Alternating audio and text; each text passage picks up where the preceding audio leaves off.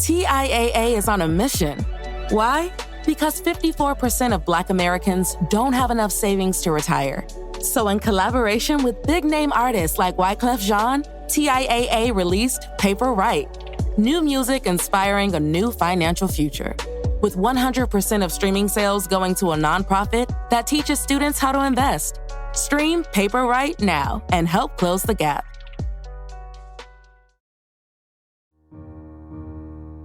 Inspired by the life of the savvy and ambitious Colombian businesswoman Griselda Blanco comes a new Netflix original limited series. Griselda tells the story of a devoted mother who, with her lethal blend of charm and relentless savagery, creates one of the most powerful cartels in history. Witness Sofia Vergara's captivating transformation into the godmother of the underworld. Griselda, now streaming only on Netflix.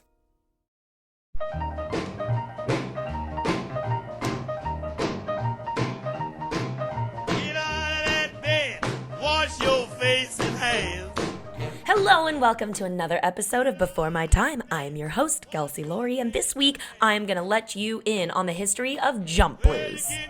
Kitchen, make some noise with the pots and pans. When you wear old dresses, the sun comes shining through.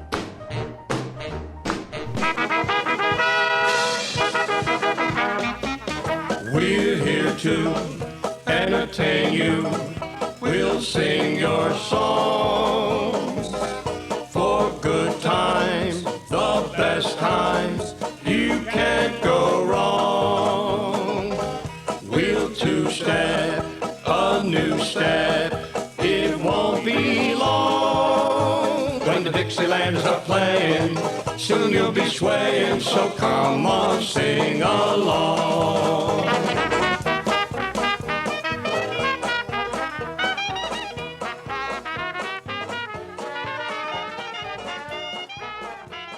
All right, Gelsey, you've been, I don't want to say threatening because I want to learn about this, but you've been promising that we will talk about the jump, jive, and wail blues, or just the jump blues over here. So what is jump blues? Yeah, I know. It does seem like since the beginning of this podcast, I've always like, oh, well, one day we'll do one on jump blues. And it's kind of funny. It's not that crazy of a topic and hard, but for some reason, every time I would sit to research it, I would get overwhelmed because there's so many roots growing into this jump blues tree, if you will. Yeah. So this is, I'm going to do my best I can to do it justice because I think it's such an important part of music history and development into what becomes rock and roll. It literally is the precursor front to runner it. and precursor right before rock and roll. So, sorry, the producer hat has just been put on for a quick second.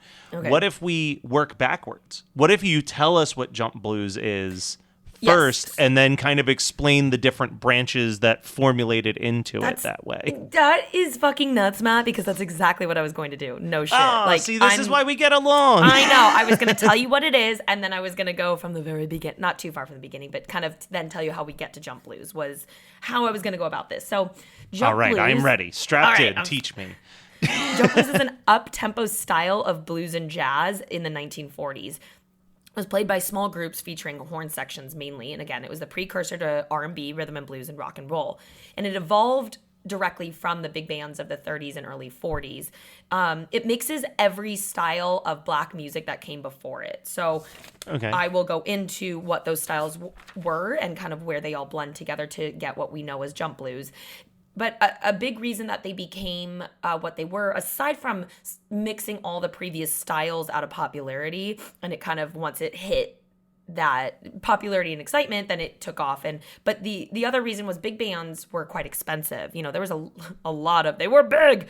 And so jump blues was kind of the economic response to being able to get this high tempo, hot beat with a smaller group.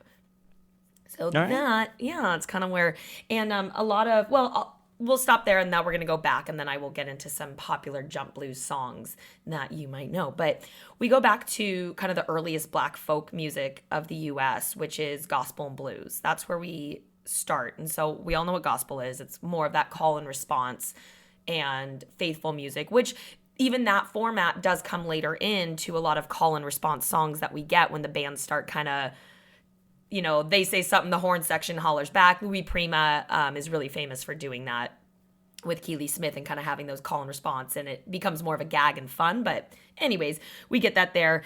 And right away, the gospel and blues start fusing. So they were separate, but it's just obviously all in the same entity. And we also at the same time, not the same time, but next up we get ragtime. So early ragtime starts about 1895 until about 1919, and it was the first Black genre to gain wide acceptance. It mixes European and classical marching music with that added syncopation and that quote unquote ragged rhythm, which is where we get the name ragtime. So some of our most famous ragtime songs we're going to get.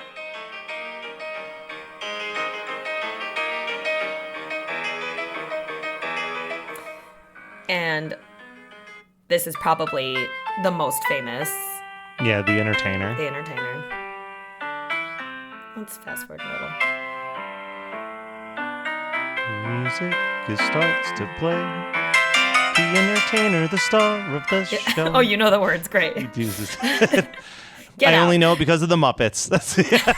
And there we go. Muppets tie-in.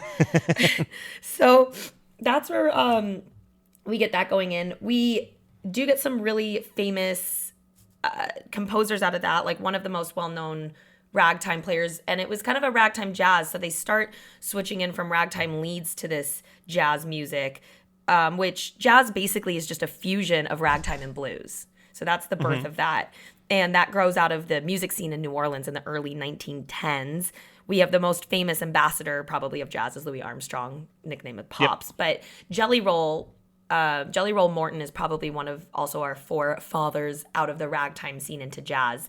And he was born in New Orleans in 1890, played in a brothel at the age of 14, and kind of had the influence of his church-going grandmother.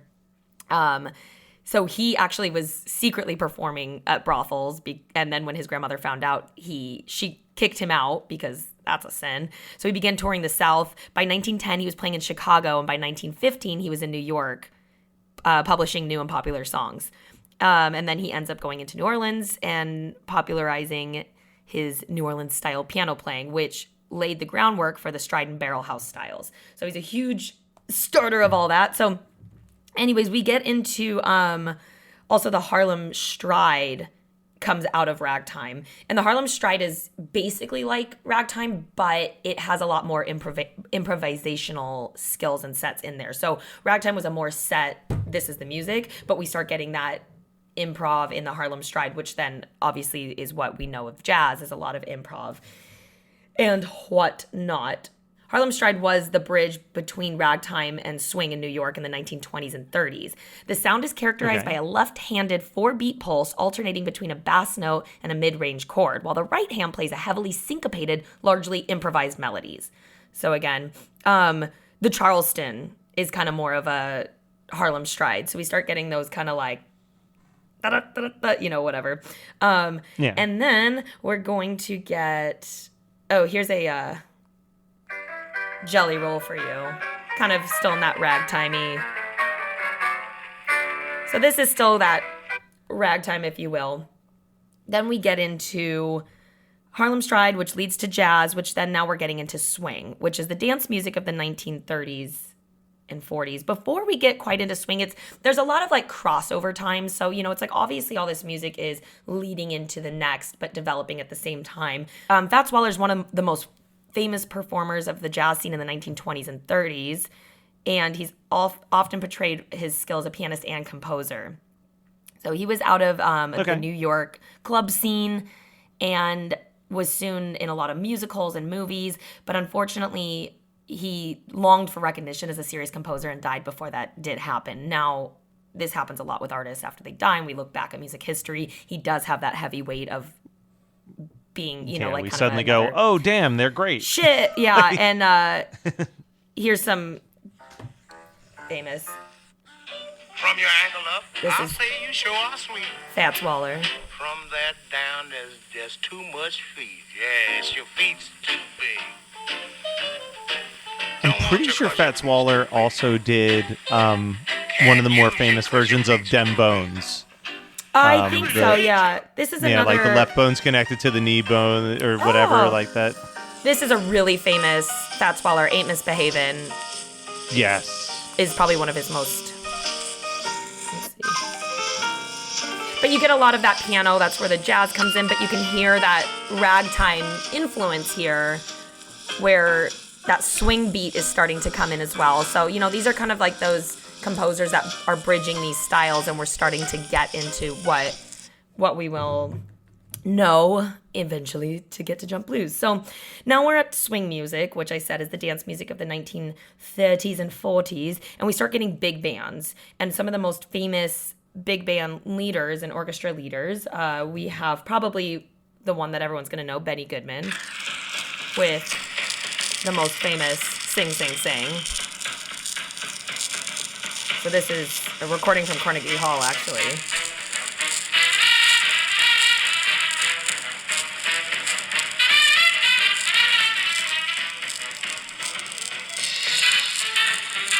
That's it. Or little Gelsey knows that as the Chips Ahoy song, because that was the song that they used for the Chips Ahoy commercial all through the early 90s. So when I was little, that's what I knew it as, you know? That's Benny Goodman, Duke Ellington.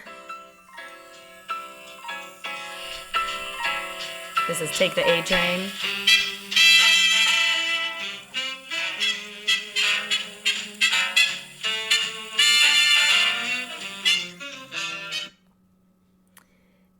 And who else? Okay, so yeah, we get into, so those are just examples.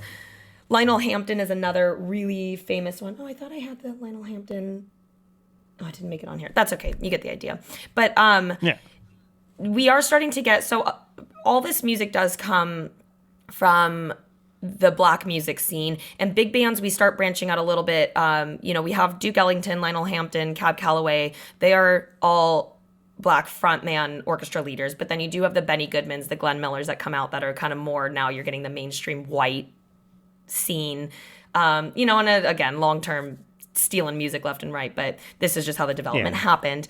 At the same time that all this is going on, we get boogie woogie. That starts in the 1920s and 30s, and it's a new driving rhythm that's developed. It's more of an upbeat blues style, and it began as early as the 1870s, but would kind of gain that popularity in the 20s. Now, in boogie woogie, most of the musicians had intense jam sessions while train hopping on the Texas Western Railroad, so it became known as fast Western. And the theory is that the pulsing beat and rhythm of it imitates the sound of an oncoming train. And if you listen to the style of boogie woogie, which is that eight to the bar, if that means anything to any of you music goers, but listen to this boogie woogie and you can hear the train. Not that.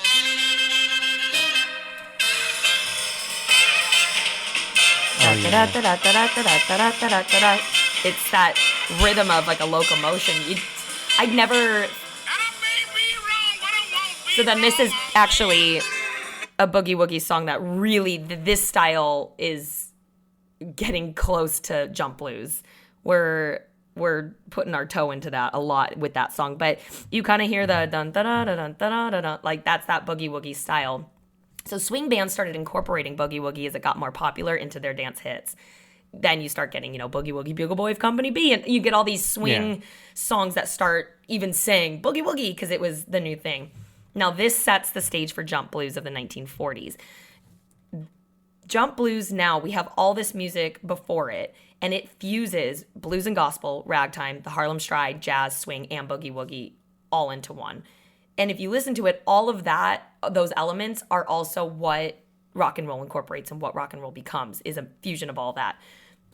So we start getting probably the most famous jump blues performer is Louis Jordan is like one of the most famous, again, forefathers. So he had a witty, swinging R&B side to him that not made him only the most successful African-American artist of the early 20th century, but also a primary influence on rock and roll and soul music. He began his solo career in 1938 and produced 57 R&B chart hits for Decca Records between 42 and 51 that won favor for both black and white audiences. Jordan's antic, shuffling rhythm was adopted by many early rock performances, including Bill Haley and Chuck Berry, while his energetic stage presence would most influence a host of R&B players, notably James Brown. So he has a huge influence into what we're going to know into the music field anyways. So this is a And that don't mean a thing. Louis Jordan jump They're blues red song. high, and you'll know why when you hear them swing. Highbrow, lowbrow, all agree. They're the best. You can kind of hear the boogie woogie. I'm telling You can folks, hear the you really ought to jazz. see. Five guys Yeah. named Mo. There comes that. It's very New Orleans style as well, which this is a very famous Louis Jordan song. Let me see if I can get to the. This is. Oh, God, you get to the word. Caledonia! Caledonia! I want to make your big head so hot. Mom, I love you. So that's another joke. That's actually my mom. Whenever I'm like kind of in a pissy mood or a little like snappy, she'll always say that to me. She'll be like, Caledonia. So we got a lot of, it's pumping up the beat. It's a small group, and they're trying to keep that spice that the big bands had within a small. We get a lot of the witty, fun, kind of dicking around energy of call and response. The lyrics sometimes had a more social commentating stance, and sometimes they kind of had a lot of sexual innuendos, where then we get Big Joe Turner is another really huge forefront. Why do I keep saying that forefather? And we get this one, which is not technically quite yet rock and roll. It even has the name roll in it. I do want to say rock and roll, that idea had been earlier mentioned in lyrics and but rock and roll didn't have the same meaning as then we become rock music. It was a sexual kind of meaning. I mean, if you're rocking and rolling, we all know what you're doing. So This Big Joe Turner, we all know this song.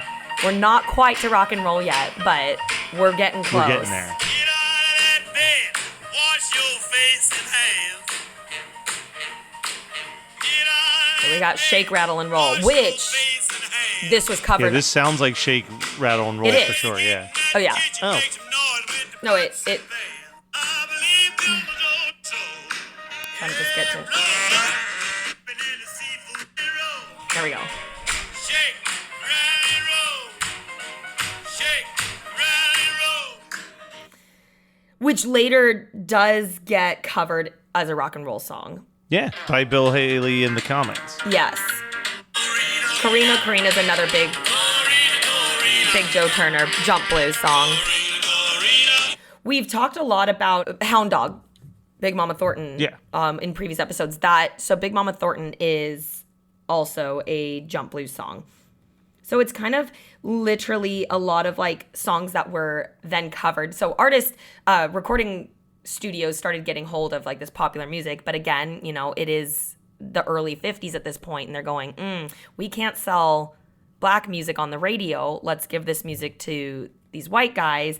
And thus the birth of rock and roll. Okay, so then that leads us to Bill Haley and his comments. And this is the first rock and roll song ever. The birth of rock and roll, out of that is born. 1, 2, 3 o'clock, 4 o'clock, rock. 5, 6, 7 o'clock, 8 o'clock, rock. 9, 10, 11 o'clock, 12 o'clock, rock. We're gonna rock around the clock tonight. Put your glad rags on. Join me, honey. We'll have some. Y'all can't see us right now, but it is a sock hop between Matt and I dancing. But you can which hear also- the kind of rhythms of that boogie woogie influence and all that. And so there was obviously like still guitars were being brought in with distortion. Louis Jordan was really known for doing that in that kind of early sound, which then is going to also lead into rock and roll. So yeah, so that is jump blues. There are so many artists that I didn't even talk about because it's one of those things that there's just so many. There's Nappy Brown, Big John and the Buzzards, Big Maybelline, Laverne Baker was a huge one, Roy Brown, Louis Prima's style kind of teeters into that jump blues for sure. But the thing is with these artists is it kind of was a lost genre, and it was one of the most influential and important genres we have into the leading development of rock and roll. And unfortunately, once rock and roll took off and all the white guys got the fame, all of these artists got forgotten, which that's sad, and they're incredible. I do there's a Jump Blues Essentials playlist on Apple Music, and it's great. I have it on all the time. It's one of my favorite genres to swing dance to because it's not so as uptight and like, ooh, hoity-toity as some of the big band songs. Not that those are hoity-toity, but you kind of get to have a little more fun with it dancing, and it's a little more gritty and dirty, if you will. Yeah. Yeah, so I love blues, jump blues. that's the development of that, and that's where we get our good old rock and roll. I love it. And I want to talk a little bit more about the first song in rock and roll history after this quick commercial break. Do you like to laugh, geek out on music, and learn all about that band or artist who had that one song back in the day, but then seemed to fall off the face of the earth? If so, you need to subscribe to One Hit Thunder. Together with an array of interesting and hilarious guests, we do a weekly dive into one-hit wonders like Eiffel 65's Blue, Krayshawn's Gucci Gucci, EMF's Unbelievable, Delamitri's Roll to Me, Los Del Rio's Macarena, Musical Youth's Pass to Dutchie, and even Patrick Swayze's She's Like the Wind. So are you subscribed to One Hit Thunder or what? As Desiree would say, you gotta be. And as K7 would encourage, you gotta come, baby, come and join in on the fun of the One Hit Thunder podcast. Come, baby, baby, come, come. Gelsey, we talk a lot about Rock Around the Clock, and people always talk about how, hey, this is the first rock and roll song. But this was also the very first something else. And I'm curious if you know what that is. No. It was the first theme song for the TV show Happy Days. Was it really? Yeah, the first season of Happy Days, before they had written the song that we all know. It was Rock Around the Clock. Wednesday. I used to watch Happy Days as a kid all the time on Nick at Night with my sister. I have actually never seen a single episode of Happy really? Days. Oh, it's been I know, so long and I know since that I've I would love it. But you would absolutely love it. It's just easy. It's cute. It's I know we've talked about. I think this. I need to download Pluto. Everyone tells me that so are you familiar with Pluto? Yes, app? I am. I know what it is. Yeah. So apparently Pluto has just specific vintage TV show channels on it. It'll just be the I Love Lucy channel that just is 24 hours of I Love Lucy episodes and stuff. Sounds like so I need to download Pluto. I know. Chris Fafios, who's been on here talking about Willy Wonka, is they literally have a game show channel that's just all 70s game shows. Die. So he's like, get it. He's like, it's a free app. I don't know why you don't have it. I And know. I'm I would love to. So. No, I know we've talked about this before that Nick at Night used to have. I used to watch Laverne and Shirley. I used to watch I Love Lucy. I used to watch Happy Days, and now Friends is on it. And I'm like, wait, what just happened? But that makes sense. as someone who's almost done watching all of MASH, there is a weird comfort, even when I'm not even paying attention to the particular episode. Just friends. The feel of it, it feels just so I put on shows, soothing. Yeah, no, I put on shows all the time that I've seen both seasons 1 and 2 of Ted Lasso 3 times through.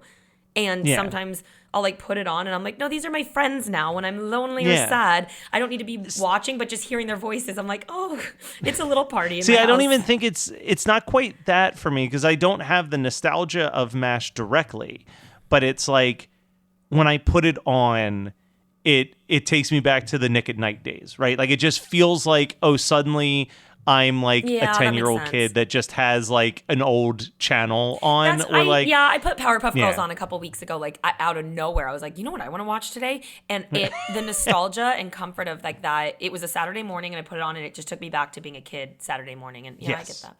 And that's why I feel if I just, even though I never really watched Happy Days or watched I Love Lucy, just having that on in the background while I was doing something else would give me, I'd be like, oh man, this just feels right. I'm just going to put the Nick at Night theme song on replay. Nick at Night, the place where TV... I don't remember that. Anyways, well, all right, that's enough. If someone has other old 50s, 30s, 40s musical genres that they really want us to cover one of these days, how can they let us know? Yeah, you can let us know on Instagram. Find us at BeforeMyTime_podcast or on Facebook. Just type in Before My Time. We will pop up.